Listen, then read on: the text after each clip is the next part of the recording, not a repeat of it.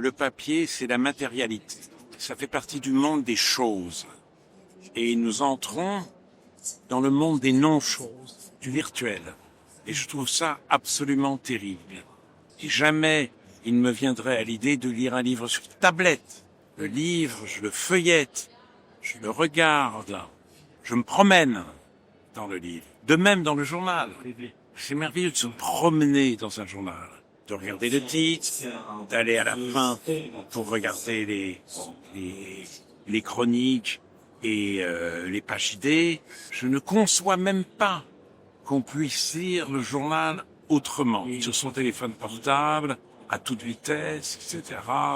Et le journal papier, je trouve, c'est aussi le monde commun. C'est un monde qu'on partage avec les autres. Maintenant, avec le virtuel, chacun cherche les nouvelles qui l'intéressent et donc le monde commun éclate.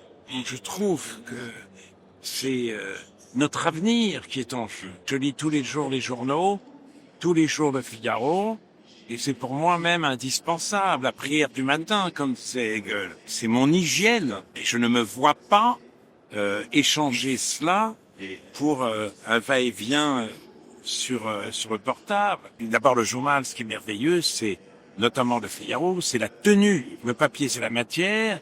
Le journal écrit, c'est la tenue. Donc, il y a un style, il y a une exigence à laquelle je suis extrêmement sensible. Je dois, à la vérité de dire, que je lis également Libération et l'après-midi Le Monde. Mais je me sens mieux à la lecture de Figaro. Je suis un peu énervé parfois, mais beaucoup plus rarement que par les autres journaux que je viens de citer. Bienvenue dans ce club Le Figaro Culture un peu particulier, puisque nous avons quitté le studio Jean d'Ormesson où nous enregistrons l'émission d'habitude pour rejoindre la nef du Grand Palais.